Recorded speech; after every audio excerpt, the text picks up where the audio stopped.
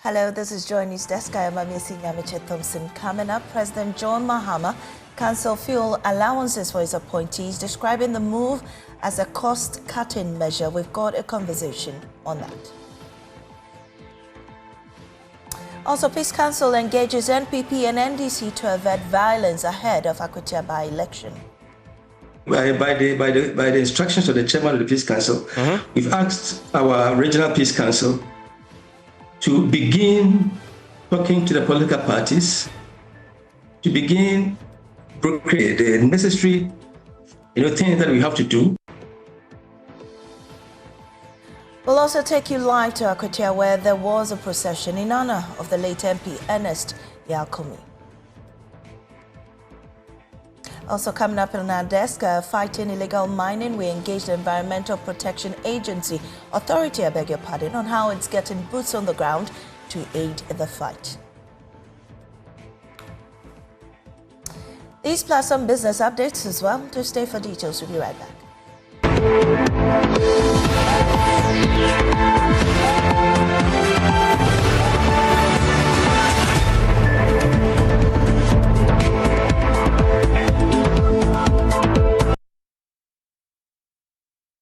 And in our first story, President John Dramani Mahama has with immediate effect cancelled the payment and allocation of fuel allowances to all political appointees as part of his administration's ongoing efforts to reduce public expenditure. A statement by the Minister for Government Communications, Felix Kwagye-Fosu, indicates the directive will curb government spending and redirect funds into key priority sectors. Let's get into that statement right away. An excerpt of it read that President John Mahama has directed the cancellation of payment of fuel allowances and allocation of fuel to all political appointees. The directive forms part of a broader curb in government expenditure aimed at cutting costs and channeling public funds into priority areas. The president believes that leadership must also bear its part of the sacrifices it is calling on the people to make. The latest measure follows sweeping reductions in the size of government through the appointment of fuel ministers and presidential office staff.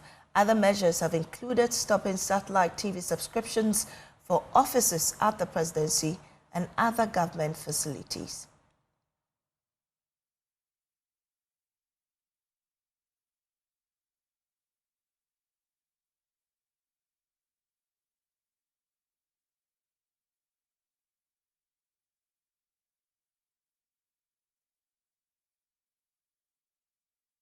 We'll be engaging in a conversation with some stakeholders on this shortly. But first, let's head to Akwatia and we'll be back. With tension still simmering after the chaotic scenes at Ablikuma North, the National Peace Council is stepping in early to prevent a repeat in Akwatia. The council has begun high-level engagements with leadership of the NPP and NDC, urging both sides to commit to peaceful and law-abiding by-election. The move comes amid growing national concern over political vigilantism and the rising threat of violence in Ghana's electoral processes.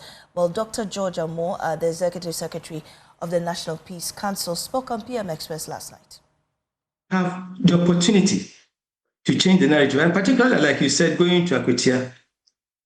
I have, by the instructions of the chairman of the Peace Council, we've asked our regional Peace Council to begin talking to the political parties, to begin brokering the necessary things that we have to do to ensure that we go to Akwatia and get it right. You remember, ahead of the 2024 elections, the police did very well. Yeah. We had three very, tough elections, closely run elections, but they were able to hold on.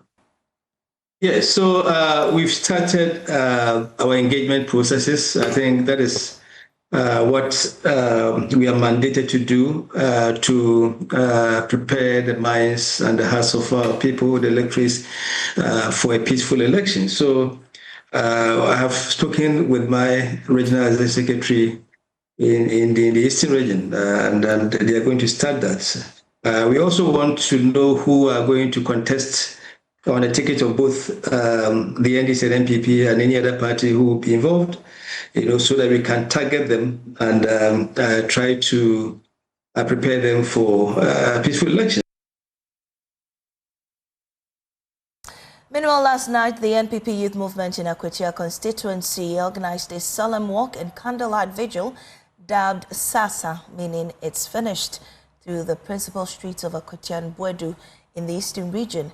The event honored the late Ernest E. Alkumi, Member of Parliament for Akwatia, and was attended by youth NPP party members, members of other political parties and sympathizers. Na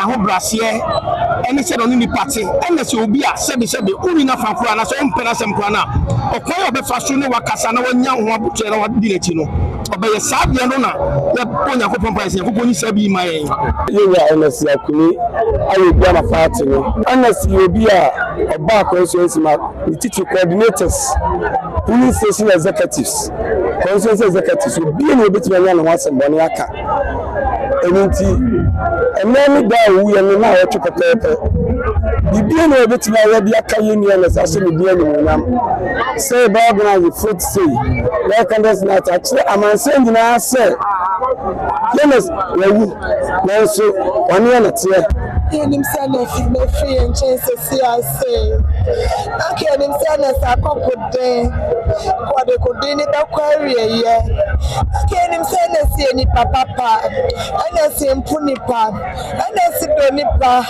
ana se wo obi aseni osie bi aba na se nchaya ana se mpamom na nka bi ashem yenim say wo kwa bi anko ti menyi so wo redie ati ensum ni ani hweka ni na ne say ya me ba na se kraisi ye ba go pio ya boye mu aboya ene se okumi aka ho se be mo central for kwa wo bedi ho adanse ya yo bi abra na ho ase onipa bia na so wo ho also se be no ka se be si na wo wi.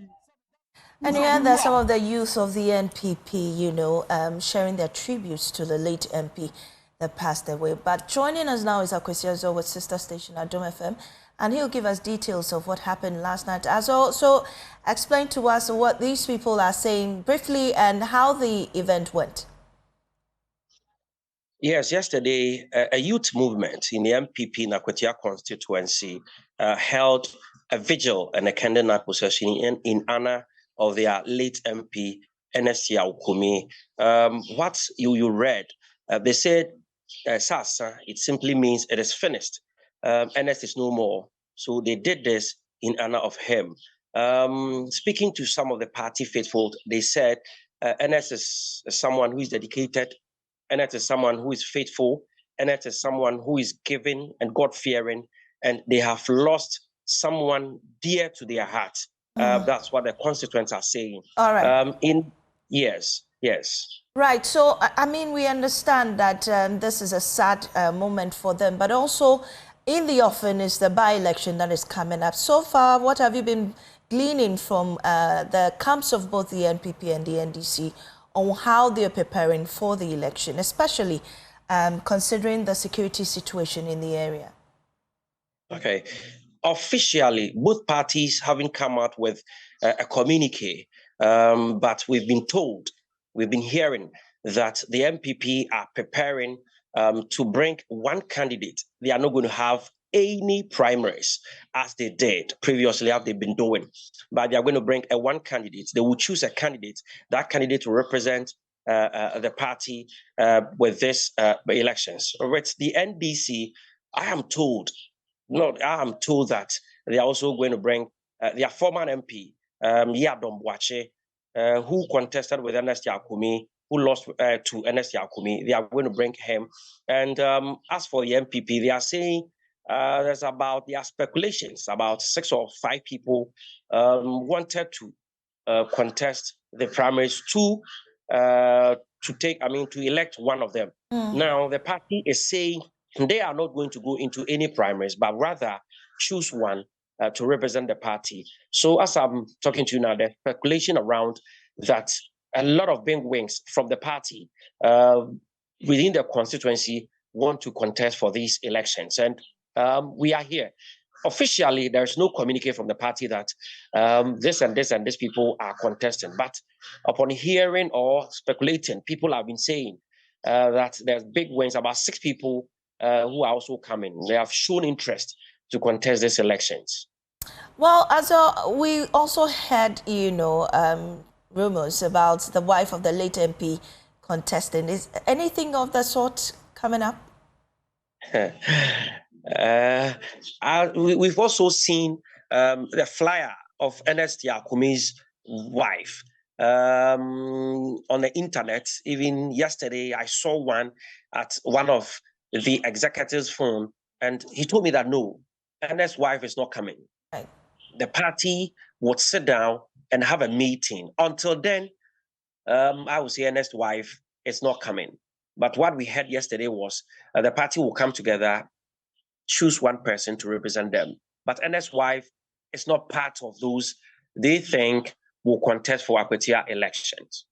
Azal, thank you very much for that update there. But then just before you go, the former MP, I must say, is she also, showing interest or anything about her in the upcoming election? I haven't seen him yet. As the news broke, I haven't seen him. I haven't spoken with him. And yesterday, with the vigil and the candlelight procession, a lot of party executives, both old and new executives, were there, but I didn't see him. All right. He wasn't there. I mean, she wasn't there, right? Thank you very much, Kwesi Azor. Yeah. We're grateful. So keep up with whatever you're doing, and then update us as and when. Thank you very much for joining us this morning. Well, we go back to our first story, and we told you earlier that President John Mahama has with immediate effect cancelled the payment and allocation of fuel allowances to all political appointees as part of his administration's ongoing efforts to reduce public expenditure. And we've gone through that statement indicating why he's doing so as part of the cost-cutting measures. Well, joining us this morning is Franklin Cudjoe, President of Imani Africa.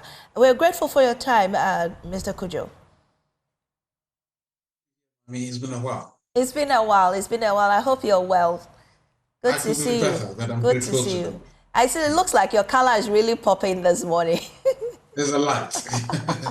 All right, great to have you. But I mean, this is good news, is it not? That the president cuts, fuel allowances to all political appointees. What do you make of that?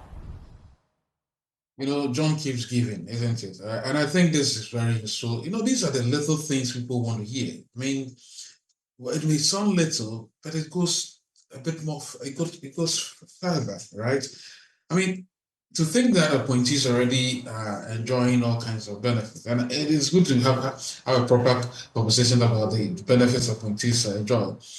And to add fuel allowance to it, I mean, it's just too much. So I think this is a reset agenda which has come to pass. There are many others that I suspect are in the line that are to be brought into the picture. But this is a very good, it's a clarion call for all to realize that the reset agenda is not just a 24-hour economy thing. It's also these little things, cut costs here, burn aid somewhere here, and then people are happy. I mean, so it'll be good to look at the amount of money we're saving in it, but trust me, mommy, even if it is $1 million half a year, it's a good thing. Isn't it?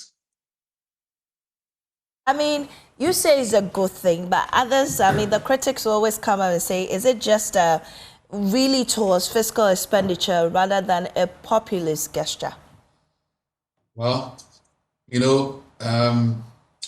you were not, obviously, if you were not receiving something in the past, and now you at least you get something, you ought to be appreciative. I mean, I think it may sound, yes, it is political. It is a little propagandist, but I don't think it is unwise. And I think in this economy that we are operating right now, you cannot just how do I call it?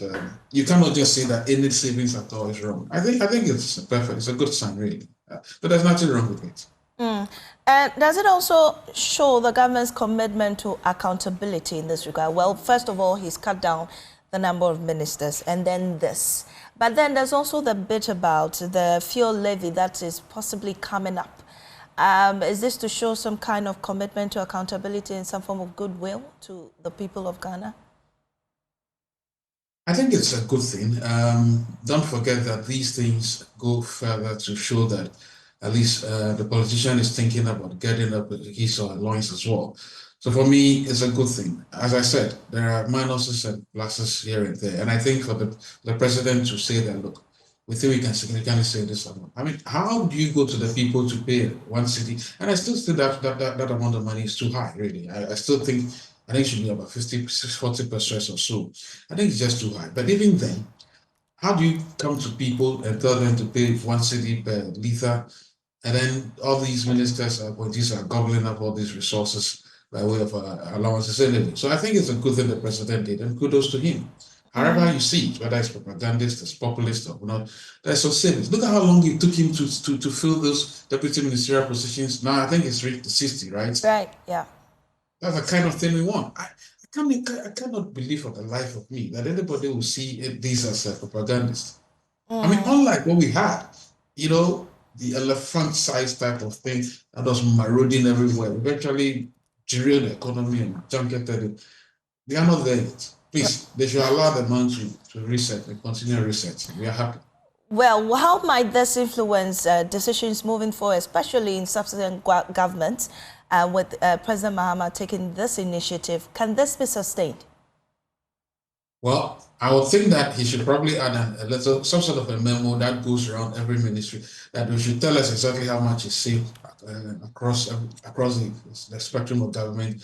And then we'll probably have a conversation in Parliament and see if it can be documented. You see, one of the things you need to do is to leave legacy. I mean, if you are gonna stop this Article 71 holders, one thing I'm also expecting that he does, by the way, we're going to stop all these things. They have to be documented, properly discussed, and then made law. Question about sustainability, so that people who come after him will say, well, listen, we cannot continue doing this thing. Anyway, we should be careful and watch out for politicians who cut corners. Politicians, once if you promise them a fish, whatever it is, the next time they are giving something else to other people. I mean, so look, we need to have a conversation about saving the purse, the public purse, and I think this is one of them, and the many more that ought to come that we have to embrace. All right, grateful for your time here, Dr. Franklin Cudjoe, President. Mr. Franklin Cudjoe, I beg your pardon. Thank you very much. I hope you enjoy. Yes, I know. Do enjoy the rest of your day, Mr. Franklin Cudjoe. Sure, thanks for joining us. And that's Mr. Franklin Cudjoe, President of Imani Africa. Well, let's talk illegal mining. And next, the Environmental Protection Authority is stepping up efforts to end illegal mining. Illegal mining has been an albatross around successive governments, with stakeholders asking government to declare a state of emergency and also repeal LI 2462. Joining me in studio now is Professor Michael Ayamga. He's Deputy Director of Operations at the EPA. You're grateful for your time, sir, for joining us. Good morning. Thank you for having me. I'm grateful to have you too. And you look really good in your traditional wear. Thank you. Your Thank batakari, you. right? Thank you. Thank you. Right. Thank you very much, and let's delve right into the conversation. Really, we've seen quite a number of actions being taken by various government institutions. So we'll talk about the Energy Ministry. They've started something, Lands and Natural Resources Ministry, even the police going about, and then also Hannah Bisu also doing her own bit in this illegal mining fight. Exactly what role is the EPA doing, or what role are you playing? Because I know Professor Chairman of the EPA also ventured into the forest some time back, early this year, and those mining in the water bodies put a ban on those activities.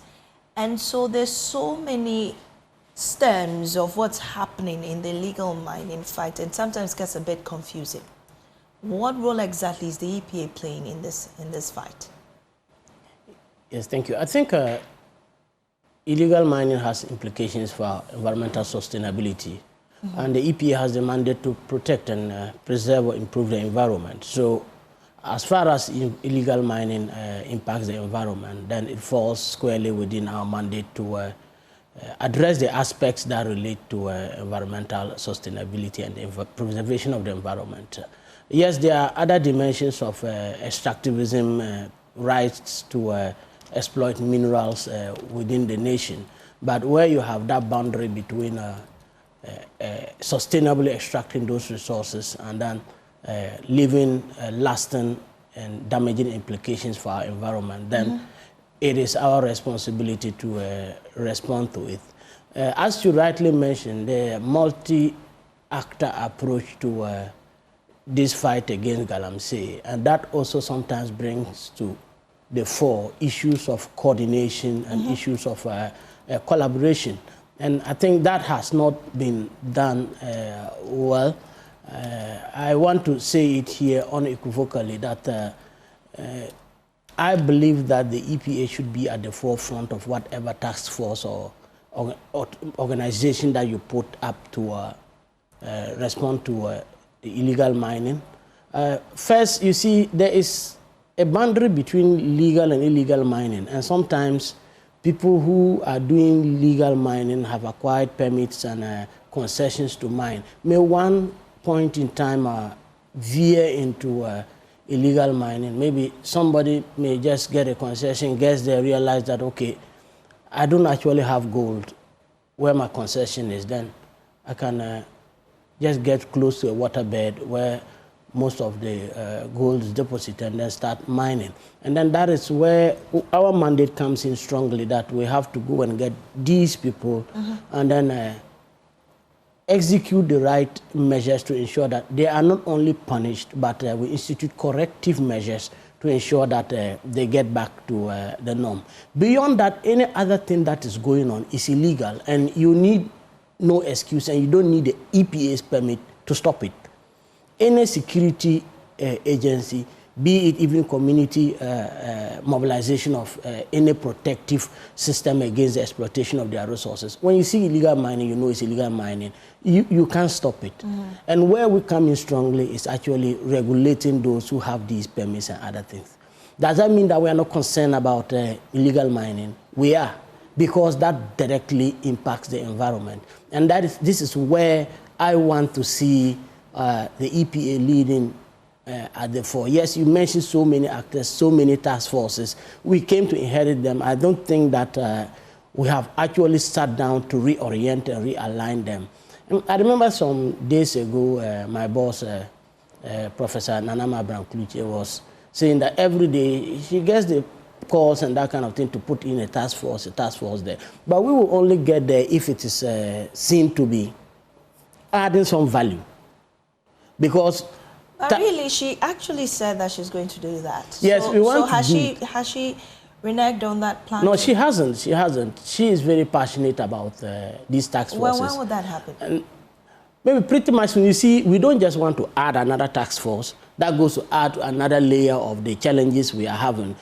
How many task forces haven't we had? We've had them so many, and yet it goes on. It's a cat and mouse thing. You go stop them in the night, they are back. By daytime, they are hidden in the communities and so on. So we feel that by the time we're getting to the point of a task force, we are actually going to bring in some additional benefit to it. So we are not rushing with the task force. Definitely, we don't rule it out completely. But can we realign what is going on already to get some incremental progress as far as the fight against Galamsey is concerned? Right. Then we move from there to see, okay, can the EPA also have a standalone task force that would combine the issue of regulating already those working in the legal mining space and having the tendency to veer off, plus then combating what is going on. I must say that we are all passionate about it, but we don't just want to add to the numbers because people think that by having bodies moving around, security forces going on, we are actually fighting Galamsey. The Galamsey menace is more nuanced and complicated than we all appreciate. But I was just telling somebody, if you go into the forest now, no matter how remote that forest is, and then you go and just put up a 10-meter square structure, the owner of the land would show up. I can guarantee you, it doesn't matter any part of the country. Why is it that people are mining illegally and the owners don't show up? So there's always some local complacency that goes on. And where you have those things going on, it is very difficult for a task force to be effective. You go there, stop them. I mean, yes, you stop them, but I know you also have to engage with this, especially the chiefs who have some, you know, ownership to the land somewhat. And you engage with them to ensure that these people stop. But, I mean, there have been several arrests. We've heard of several, so many. Yet, we haven't seen prosecutions currently, or even that some people have even been charged. You know, we've not seen any charges or even prosecution whatsoever. But let me ask you this. At least a major concern is the degradation of the environment. And one of the things is to reclaim these lands. How far has that gone? The EPA, what role have you played in ensuring that these lands are reclaimed? Of course, you know, before we grant permits, there are always elements of these reclamation and reconstruction components inbuilt in there. So you have to demonstrate to us that these things are in. But that is within the framework of illegal mining. Illegal mining, they are there without permit. So right from day one, you can stop, arrest, and prosecute them. Right. So it is very difficult to enforce that. Now, what that means is that government has to independently invest resources to reclaim these lands. That is a gradual process, and that should be Where are we on that, really? You see, because as you I know said, some work was started in the previous administration, but as of now, what's the status on that? The issue is that, yes, you can see some effort going on. You can see some reclamation going on. Back at the EPA, there are a whole number of projects that are going on. And you can rest assured that even at our own level, projects of reclamation and so on are going on. There are donor funding that are directed towards these activities. And it's a matter of time, definitely. But in which areas are these reclamation ongoing? Exactly. You know, already for many of the mining companies, they more or less set out to reclaim some lands even after mining. So those ones are going on. The Forestry Commission, I don't want to speak with them, are also having their own projects tackling these things. But you said something that I wanted to hit Before on. you go there, I wanted to know which areas, is it where Obuasi in the Shanti region, Northern region, I mean, where exactly is this reclamation happening? I mean, you said some work has started. You see, land reclamation is a whole comprehensive approach. The whole nation. So, first, stopping desertification. You have projects up north, project in the forest belt, and so on. They are not necessarily saying that, okay, I'm reclaiming Galamsey lands, but the effort is to reclaim lands. And if you go across the country, you see these projects going on. It's not an issue of this is a Galamsey area that we are now coming to reclaim. Land reclamation is a broad concept, and it's a broad approach. And whether it was caused by Galamsey or not, it is the mandate of Ghanaians, the government, and probably those who destroyed to reclaim land. And all these things are going on. Yeah, and I get that. But we're talking about legal mining, and there have been areas that have seen, you know, destruction, like the Twa Forest and the rest, and there's been, you know, the calls for this to be done. So are these areas where some of the areas where these arrests have been made, supposed that there's the mining have eased, what is happening to those lands? Is something being done about that? Or definitely, it's just the general reclamation you're making, but not specifically to illegal mining? It's still a reclamation project, whether it's general or specific to illegal mining. Definitely, once you stop the degradation, definitely there are efforts to reclaim it. Yeah, which is why we want to understand that in which illegal mining areas are these exercises ongoing? You see, what I don't want to do is to go into specific data, and then you are not able to say whether, okay, this is for reclamation of illegal mining or ongoing projects. But all I can tell you is that a lot is being done to reclaim land, and it is going on. What I want to focus on today is whether we can make some progress as far as stopping this is concerned. And you mentioned something talking about prosecutions. I did mention the other time that one of the challenges we have is our slow processes of actually bringing people to book. Because when we are able to stop the menace, then we can even now sustainably reclaim. But if you are reclaiming and the destruction is continuing, then it becomes a race who destroys faster and who reclaims faster. But we know that government says it's still committed to that fight, and there are other institutions that are also helping you to ensure that this Galamsey fight is won. Or is it that you are not confident that this Galamsey thing is really not getting anywhere, the fight? Because you keep saying that when you arrest them, they come back, and it's a matter of who destroys the lands faster. You see, the thing is so politically charged that, and when you have this politics being placed at the center of an activity that's destroying the environment, that even those who are technocrats in the field become very, very cautious as to what they say and what they do at any particular point in time. Me sitting here, there are some things I don't want to say because you play into the traps that people are setting, because there seems to be a notion that we should stop all mining. People are not looking at how we can make extractivism sustainable. They just think that don't mine. And when you have people taking those stands, it makes it very difficult for you to make progress. And that is why we are all very cautious about coming here and sitting and talking when we should be working. And you said something that I have been hammering on. I feel that we need to have more environmentally conscious legal system and court systems that prosecute these cases fast. Okay.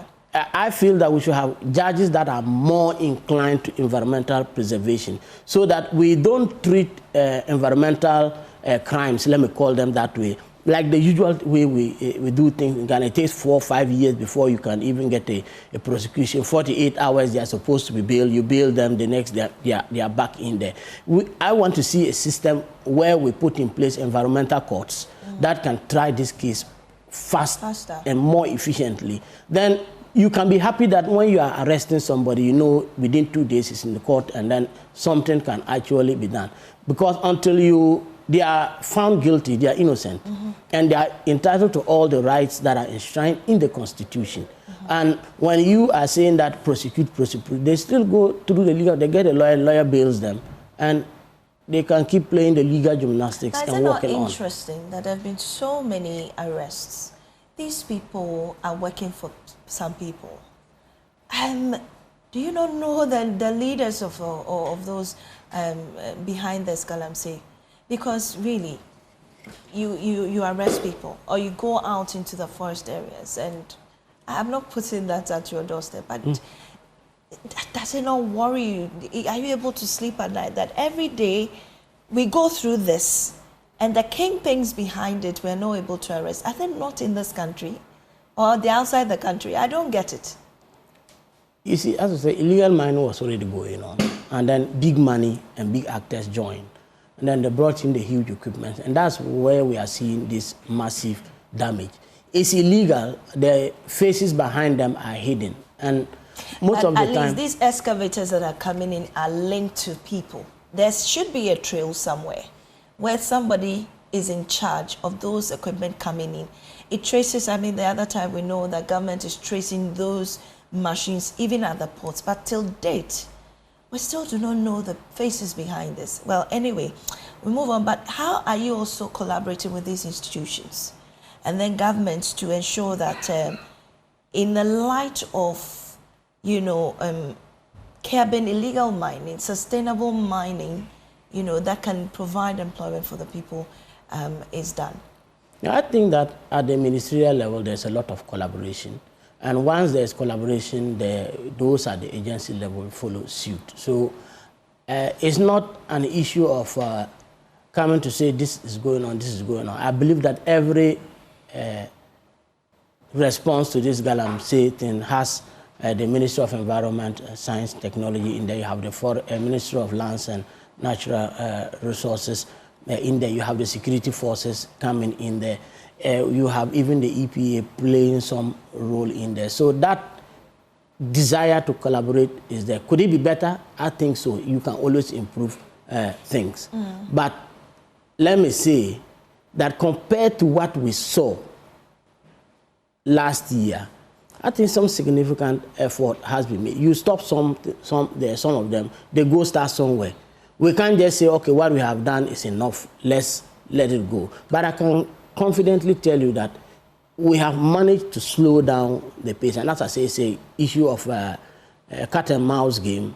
As I'm speaking, there's somebody in a car coming to my office over the weekend, sent me so many videos, so many pictures and other things. He says, I think he's some assemblyman or so, a lawyer, that I have to show him who to go and report. And when I was coming here, he called that he's coming to my office. So those are the reports we are seeing. Well, it's a new area that they cutted. And this is a resource thing. Resources are key here. I did say that you don't only just go intake people, go arrest people. We need significant resources. We need to inject more of intelligence into this so that we don't just look for size. We are able to preempt what is going on and be able to stop things. Sometimes by the time you get there, some significant damage has been done. And once it's the environment, we are playing catch. But I can tell you that there has been more significant progress as far as fighting Galamsey is concerned than we have seen in the past. They desire the commitment at government level and at the agency level is there. Privately, people used to say, let's stop it, and you see behind the scenes deals. At the agency, me personally, have been warned by the minister that we people you have brought here, you have to make sure that we stop this thing. I've been told several that this thing is very dear to the president, and you don't have to play with it. So even at the private conversations, this thing is drummed home.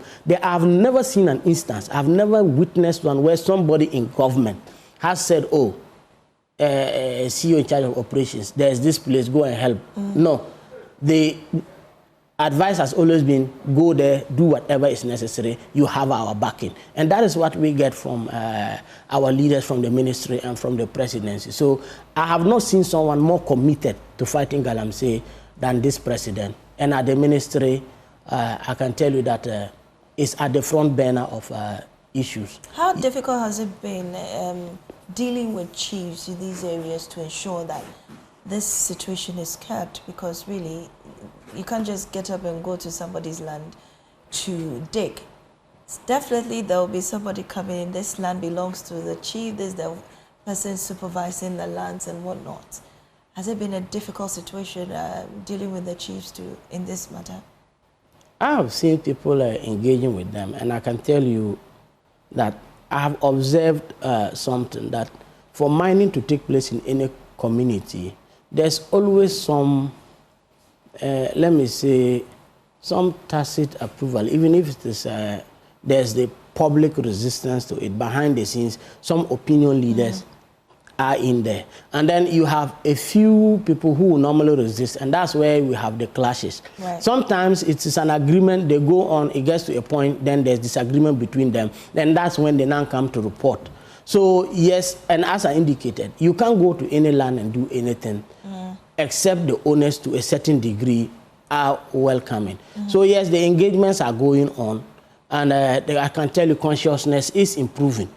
Okay. Consciousness is improving. The resistance to Galamsey is increasing.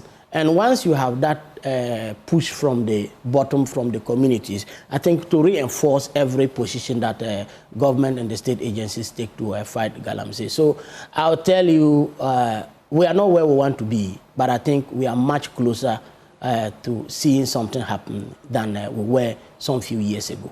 Right, and you're still watching Joy News Desk. We've been discussing illegal mining with the Deputy Director of Operations at the Environmental Protection Authority, Professor Michael Ayamga. This is Joy News Desk. We'll take a break. We'll return with more.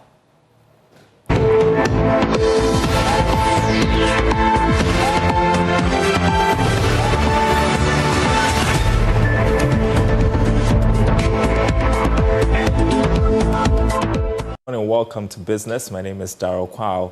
Deputy Minister of Food and Agriculture John Dumelo has inaugurated the newly constituted board of the Tree Crop Development Authority to direct the affairs of the institution that remains central to Ghana's agriculture for economic transformation agenda. Yes, more. The inauguration, according to the Deputy Agriculture Minister John Dumelo, is a critical step towards realizing Ghana's ambition to become a global leader in the production and processing of high-value agricultural commodities. He called on the board to work in close collaboration with the management of the authority, the ministry, and all relevant stakeholders. The inauguration of this board is therefore not a mere formality. It is a call to action. A call for bold, visionary leadership to guide the Tree Crops Development Authority in delivering its mandate. As Minister, I expect this board to bring strategic direction, oversight, and innovation to the work of the authority. And here, when I say as Minister, I'm talking about my boss.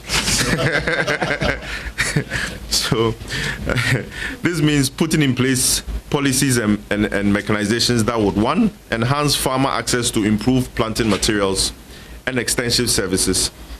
Two, expand tree crop acreage in the climate-smart, environmentally sustainable manner. Three, support research and development to improve yields and value addition.